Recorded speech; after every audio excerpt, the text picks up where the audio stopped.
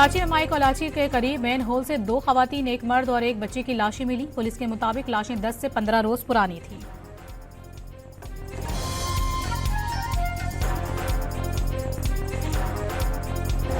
नौ मई को रियासती इदारों के खिलाफ डिजिटल दहशतगर्दी का जुर्म साबित। इस्लामाबाद की इंसदाद दहशतगर्दी अदालत ने आदिल राजा, हैदर मेहदी और वजाह सईद को 2-2 बार उम्र कैद की सजा सुना दी।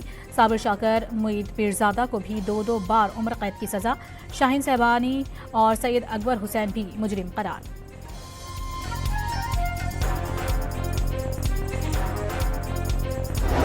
अमरीका ईरान में मुजाहिरीन की हिमायत में सामने आ गया। मदाखलत का इशारा, ईरान ने अमरीका को मुहिम जोई से खबरदार कर दिया।